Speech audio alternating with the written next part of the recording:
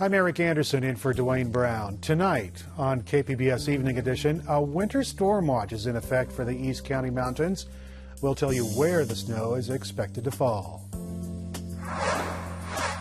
Ringing in the new year with a bit of bubbly, I'm Peggy Pico with a look at what to do when holiday traditions threaten sobriety and where to find help just ahead. And a look back at a story that shaped 2014. Sarah Cruzan spent 18 years behind bars for killing her pimp. We'll hear from her about life after prison. KPBS Evening Edition starts right now.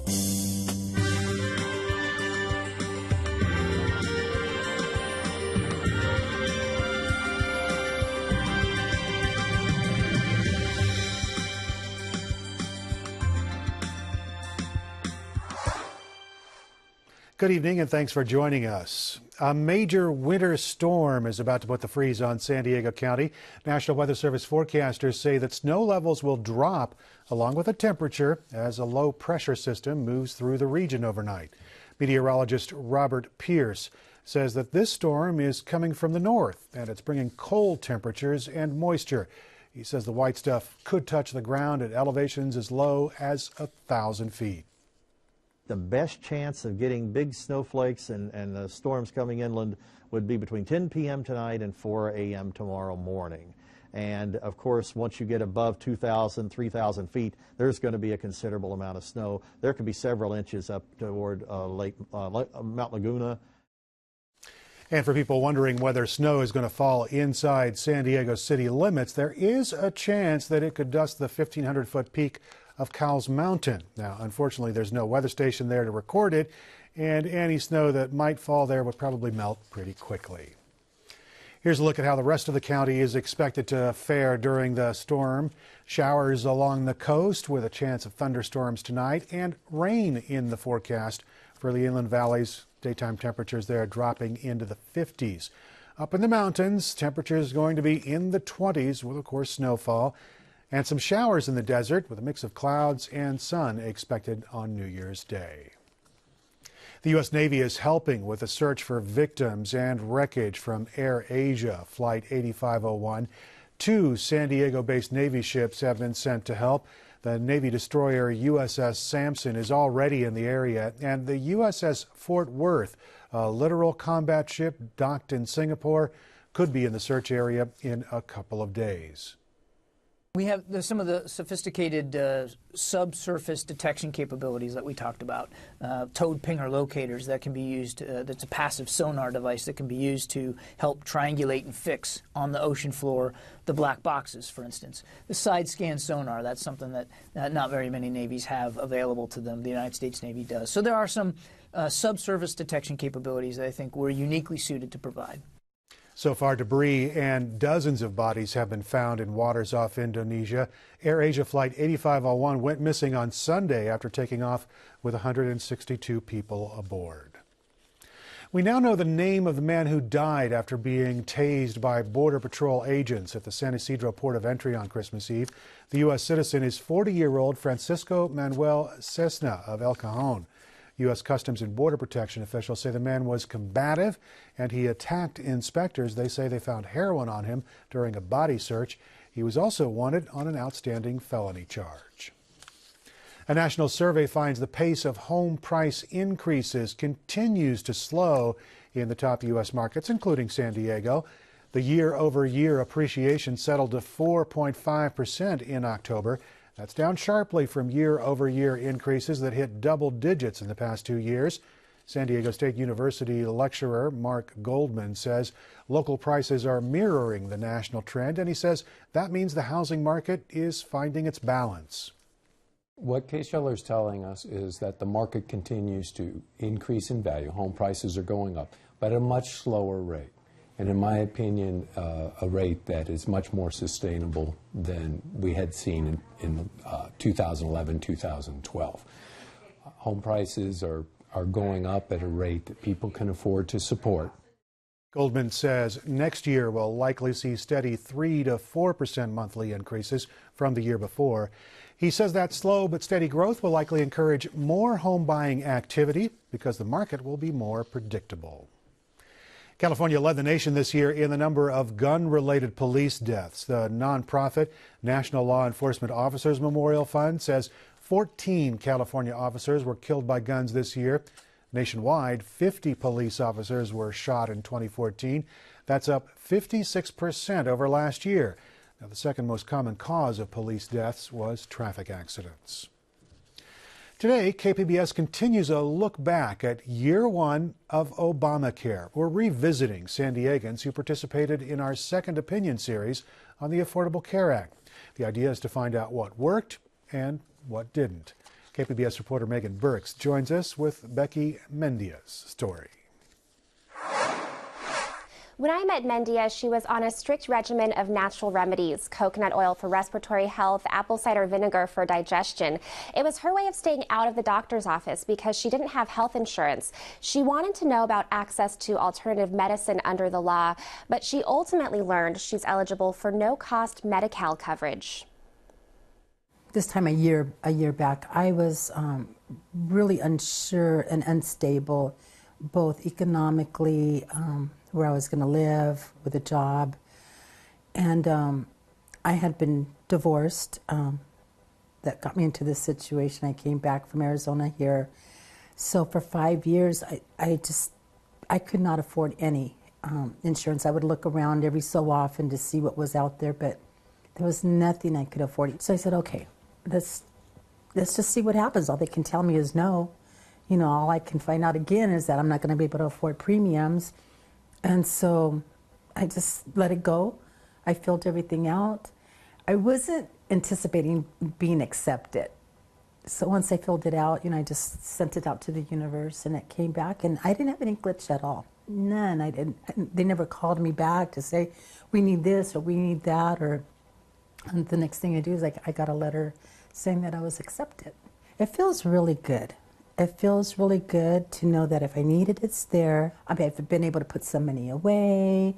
I've taken some classes, you know, so I feel secure. You know, I don't have that instability that I had before. And then having insurance right now, it just, it's a platform that I can go ahead and move around from. You know, move around and take a look and not be afraid, you know, God, what if I get sick? What if, you know, what if this, what if that, what if that? You know, it's just not a big concern right now. Mendia is one of 2.2 million Californians who gained Medi-Cal coverage this year. Nationwide, more than 6.7 million individuals got covered under the Affordable Care Act's Medicaid expansion. KPBS reporter Megan Burks will have more of Second Opinion tomorrow. Radiation from Japan's Fukushima nuclear plant is reaching the West Coast, but the levels are not considered dangerous. A report by Fisheries and Oceans Canada finds the radiation reaching the west coast of the United States is well below levels considered a public health concern. The Fukushima meltdown in 2011 prompted Japanese officials to enact fishery closures and to tighten the acceptable limit for radiation in Japanese seafood. There is a disagreement over the number of people who live in California. The U.S. Census Bureau and the state's demographers are about 300,000 people apart. The federal number is 38.5 million people. State officials say they're 38.8 million. This isn't the first time the numbers have been off. The 2010 census had a 1.5 million person gulf between state and federal estimates. Now, the difference is apparently linked to separate calculations for the number of people who leave for other states. Champagne and other alcoholic drinks are staples in most New Year's celebrations, making a difficult situation even worse for those struggling with addictions. Peggy Pico tells us about the challenges and the options for those in recovery. Overcoming addiction is a struggle any time of the year, but many start out the new year with a resolution to get sober and stay that way. Here with a look at the challenges and where to get help are my guests, Dr. Anthony Jensen, Chief Medical Officer at Mental Health Systems, a local drug and alcohol rehab for the underserved, and Jeanne McAlister, sober for 58 years and founder of the McAlister Institute, one of the largest drug and alcohol treatment providers in San Diego County. And Jeanne, let's start with you. Before you got sober, describe for us, if you would, a day when you were drinking alcohol. Oh, it would be terrible. You'd wake up hungover. not feeling good physically, so you take a drink, and then you feel worse. And you just feel very like you're in this tunnel of darkness and blackness that you can't get out of, and the opening is getting smaller and smaller every drink that you take, but you can't stop, you know, because you are feeling so bad. You drink for a little bit and you feel good. After a while, alcohol doesn't work for you at all, and you just feel bad all the time. No, it's been nearly 6 decades, 58 years of sobriety, correct? Do you still have the urge to drink? Not often. I did at 52. I saw some beer in my refrigerator. I opened up the door and I saw it, and I looked at it and I thought, wow, I wonder what it tastes like. Who would know if I took a drink? Well, I know exactly what it tastes like. I haven't forgotten that. And I know exactly that I would know. But what that proved to me was what a disease it is, that after 52 years of being clean and sober, I still thought about taking that drink. And that brings me, Dr. Jensen, to this idea that people who are trying to recover, in recovery, or need to recover, why are the holidays especially hard for them? Well, I think they're hard for anyone who's facing a challenging situation. For most people, there are a lot of highs and lows around the holidays, for anyone actually. But someone who's struggling with addiction, those can be especially trying times because of reminders maybe of times where they had conflicts with family related to their addiction, or because of the pressure of being having to be social where there may be substances being used, alcohol being used. It can be especially high pressure situation for them. But there are ways to enjoy a sober holiday, and you have some tips on how to do that. Yeah, I think the most important thing is to take care of yourself. So have good self-care. Be sure try to eat right, get a little exercise, take time to meditate, take time to rest, think about your recovery program, set up a plan before you go into a challenging situation. And you also have a don't indulge, as far as, what do you mean? Indulge in food? Indulge in what? Right. Well, I mean, for all of us, a lot of people overindulge at the holidays with food or staying out late or going to a lot of parties and having a lot of expectations.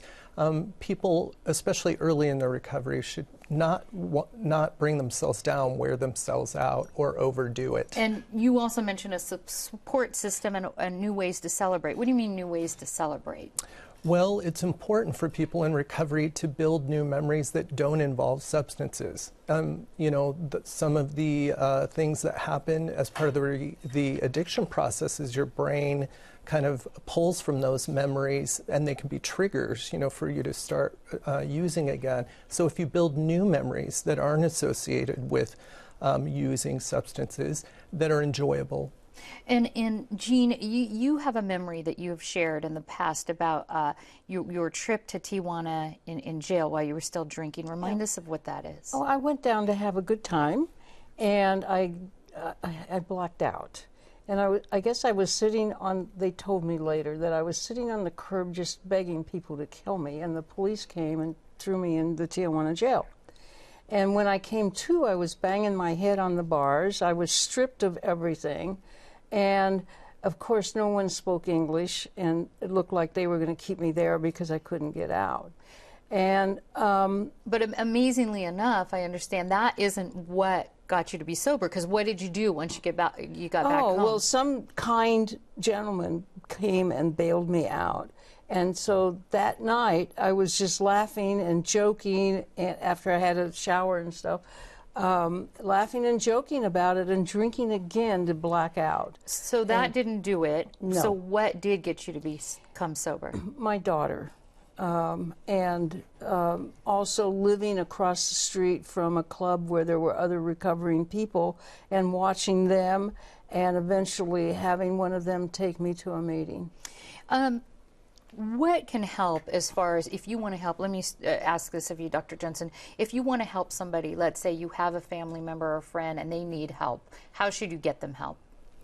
Well, there are several places that you can make a referral. The county has a 24-hour access and crisis line for if you're in an urgent need. of assistance. As well, there's 211 for non-emergency situations. And then Mental Health Systems, the organization I work for, and McAlister Institute, both will do intake calls. All right, well, we do have a lot more on our website, kpbs.org, as far as where to get help and how to get help.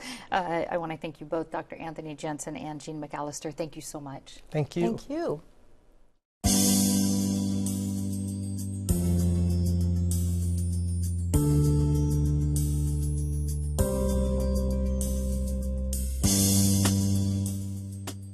As you might figure, removing a brain tumor is an extremely delicate operation. One wrong move and a patient can be left paralyzed or even worse. To ensure accuracy, surgeons at UC San Diego are using a unique combination of 3D imaging tools to look at the brain's inner structure. As the year comes to a close, we're looking back at some of the stories that helped shape 2014. And in the first of a two-part series, KPBS health reporter Kenny Goldberg looks at the anatomy of a brain surgery. Michelle Carpinelli looks like she has it all. She has a beautiful home, a loving family. But ever since the 52-year-old Carpinelli was diagnosed with breast cancer in 2010, she's been put through the ringer. She's had a mastectomy, a hysterectomy, radiation, and numerous cycles of chemotherapy. Then, a little over a year ago, Carpinelli experienced a different kind of pain. I had pressure on my forehead and headaches. And then just before my operation, I had blurred vision in my right eye. Doctors discovered Carpinelli had a brain tumor. She decided to go to the Cleveland Clinic in Ohio to get it taken care of. Carpinelli thought the procedure went well. When I woke up, there was hardly any pain. My headaches subsided. My blurred vision was gone. But recent scans reveal Carpinelli now has another larger brain tumor. It's so close to the original one that doctors aren't sure whether it's scar tissue or a separate growth. So it's back to the operating room for Carpinelli. She says even though she's had brain surgery before, you still feel a little, timid. It's your brain. They're going to open you up, and you never know what's going to happen. So, but I have faith in Dr. Chen. Dr. Clark Chen is Carpinelli's neurosurgeon.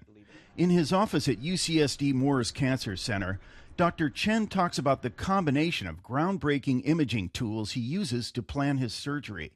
He starts with an MRI of Carpinelli's brain. What you could see with a conventional MRI is that there's a region of abnormality that seems brighter than the rest. And this, to us, is very worrisome for a metastasis or a form of breast cancer that went to the brain. The tumor is very deep, near the center of the brain. Chen explains the MRI displays only the barest outlines of the tumor and the brain itself. If he were to rely on this image alone to guide him, it would be like operating in the dark. But thanks to a 3D imaging technique called trectography, Chen can superimpose the neural connections in the brain that surround the tumor. And so by looking at this and studying this carefully, a neurosurgeon could get a sense of where the tumors are, where the tumor is located, where the key tracks are located, so that in our mind we could define a trajectory that gets to the tumor without severing any of these tracks. Using these images, Chen is able to chart the safest path to reach the target. You see, there is a blue line, and that defines how I'm going to get to the tumor. And as you rotate this around, you will see that that trajectory in no way intersect any of these critical tracks in the brain. Chen will perform the surgery inside an MRI suite so he can get real-time images of Carpinelli's brain. But because of the intense magnetic field in the MRI machine, all of the surgical instruments must be made of plastic. After a small hole is drilled in Carpinelli's skull, Chen will place a special frame around the entry point. Next, he'll attach what's called a controller to the frame. Now, you know that with an MRI, the space is very small, so this is actually far away from the surgeon. So in order to access the controls, we have these controllers that basically serve as extenders. And these are inserted into these grooves. When everything is in place and the images confirm that Chen has found the right pathway to the tumor, he'll use a flexible laser probe to destroy it. Chen is the only neurosurgeon in the world who uses this combination of next-generation surgical tools along with these advanced imaging techniques as his standard of care. Chen says when he first saw the neural structure of the brain displayed on his computer, he knew it would be a game changer for neurosurgeons. We spend our lives dedicated to neuroanatomy. We do dissections, we visualize, we use computer simulations in order to appreciate and understand where these tracks are. And to see that in real life is the face of God. In our next segment, we'll take you inside the operating room as Dr. Chen goes to work on Carpinelli's brain tumor. Kenny Goldberg, KPBS News. KPBS video journalist Katie Shulov worked with Kenny Goldberg on that story. Part 2 airs tomorrow night on Evening Edition. Continuing with KPBS's look back at significant stories from 2014, Sarah Cruzan spent 20 years in prison for killing her pimp. And for many of those years, she pretended she was free. Actual liberty for the 36-year-old came last year after a 7-year legal fight. KPBS investigative reporter Amitha Sharma sat down with Cruzan this summer. The former inmate said the first thing she did after leaving jail was visit Santa Monica Beach. I dove into the water in the ocean. All the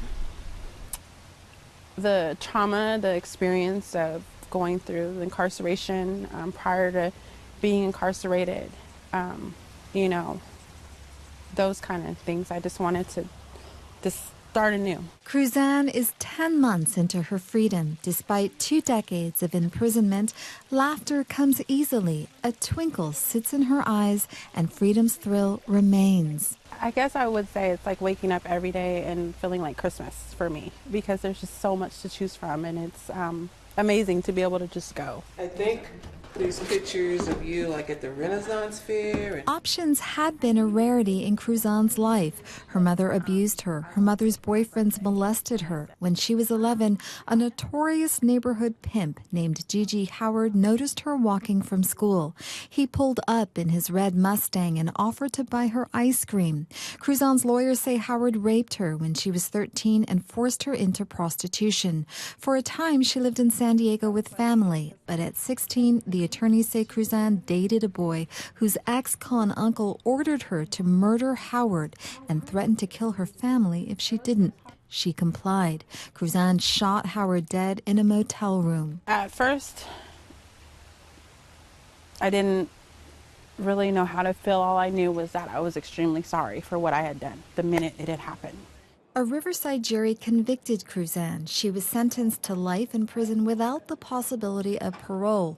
The next several years were searing, Cruzan says. She swung from anger to grief to depression and contemplated suicide.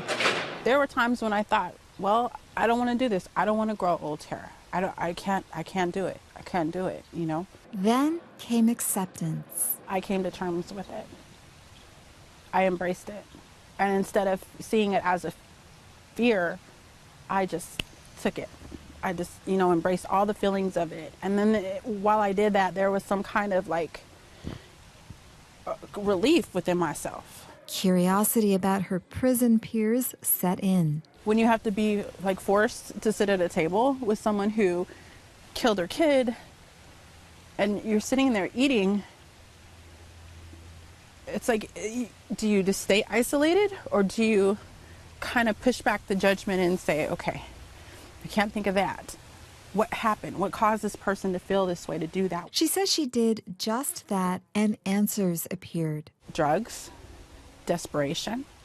A lot of it had to do with men, you know, wanting to be accepted and loved.